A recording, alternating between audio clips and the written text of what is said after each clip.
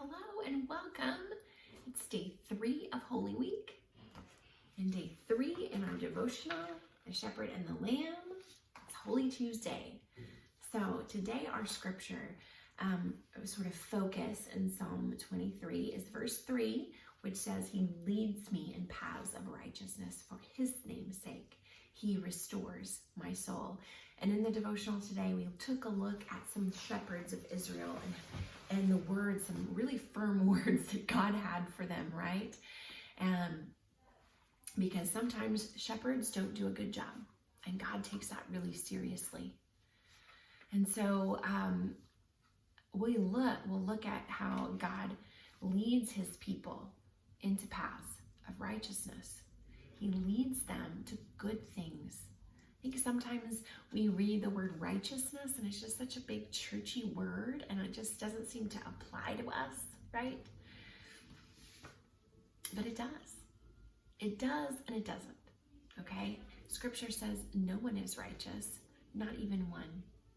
No one can live a pure life on their own, right? That is why when we read through like Leviticus and Numbers and Deuteronomy, and we read all of these instructions about sacrifices and about having to have these perfect lambs and perfect goats that don't have any spots, that aren't lame, they had to have these perfect sacrifices because they could not keep the law on their own. And there's this really strong emphasis on justice when you read through this law after law after law about what the Hebrew people were to do in certain situations. And it's this very strong emphasis on purity in the presence of God and on justice, on doing the right thing, on not exploiting the poor, on not doing things for selfish gain, right? On remembering who God was, and always remembering that he had led them out of slavery.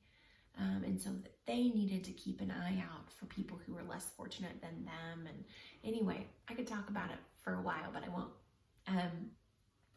And so there's this really strong emphasis on righteousness and the righteous requirements of the law that the people could not meet on their own. And so they had to have this sacrificial system with these perfect spotless lambs, right? But then we get to the New Testament and we read the words of John the Baptist when he said, "Behold the Lamb of God who takes away the sin of the world," right? Or where it talks about how Jesus was like a lamb without blemish or spot.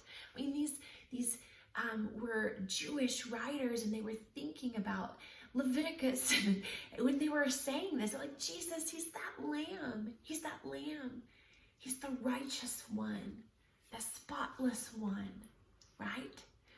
But scripture also says that he made him, God made Jesus, who knew no sin, that we might become the righteousness of God. So the righteous life that Jesus lives has been imputed to us. It has been given to us. We are covered by that blood.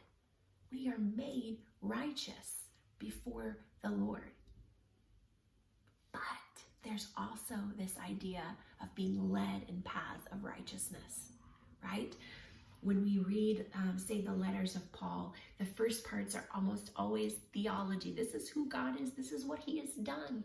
And then the next part is, if that's orthodoxy, right? The second half will be orthopraxy, which just means here's what you do with that. Here's the do's and don'ts. This is how some practical of how you need to live out your faith, how you need to take off the old self, right? You're no longer led by the flesh. You're led by the Spirit, right? So there's this sanctifying work of the Holy Spirit in us where we are led in paths of righteousness. We put on this character of God that he has given us the right to put on, right? So this idea of being led in paths of righteousness is not a salvific issue. Like Jesus Christ has taken care of that. Like we have been clothed in his righteousness, and yet we still have to put on this new identity as being belonging to him. Because guys, sinful habits, sinful actions, like God is not limiting us from doing certain things because he's mad at us or because he's disappointed in us or because he wants us to measure up to some certain arbitrary rule or whatever. He's not doing it to be mean. He knows that sin is destructive.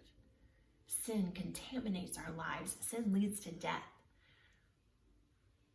It leads to destruction. It corrodes our life. And so when we experience conviction from sin, when we experience his discipline, his correction, it's not because he doesn't love us, it's because he does, right? He's always moving in the direction of his love and his righteousness and his goodness and his character. And if we are going this way, we are going to run into him, right? There's going to be a crash because he wants to redirect us into paths of righteousness.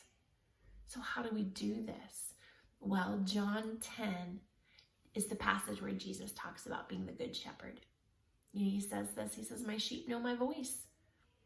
And that when we know the voice of Jesus, when we know what he says, when we know what he has taught, when we know what this says, what this means, when we learn to listen in prayer, when we learn to get quiet and alone with him, and we're going to know his voice, we're going to be able to follow him. We're going to be able to discern false voices. We're going to just be able to discern those shepherds who are doing a bad job, who are giving deceptive teaching. We're going to know. We're going to be able to tell because he leads us in paths of righteousness. For his name's sake, he restores our soul.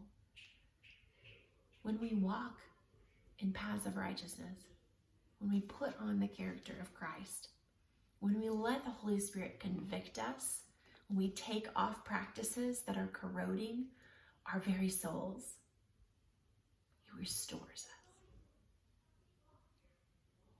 He restores, he heals, he reconciles. He changes and transforms us into the image of his Son. God does that, but we have to listen to the voice of the shepherd. John 10:10 says that the thief comes to steal, kill, and destroy. And one of the ways he does that is by deceiving us. Deceives us that we're beyond God's love. Or he deceives us that we don't need to change, that we're okay as we are. Those are both lies. They're both deceptions. Jesus says, I've come that they might have life and have it to the full. We have life in him. We have life because of him. We have life eternal because of him. But we also, in this world, in this now, we get to choose to listen to Jesus, to his voice, to his instruction, to his conviction, to let him lead us into righteousness. Let him transform our lives. I have come that they might have life and life to the full. And right after in verse 11, it says, I am the good shepherd. The good shepherd lays down his life for the sheep. God's not asking us to do anything Jesus hasn't done. We can lay down our right to our life, our right to our own decisions, our right to control, our right to anxiety, our right to all those things, to follow him into paths of righteousness, to follow him into a restoration process. He's a good shepherd. And he's our lamb, our perfect, spotless lamb.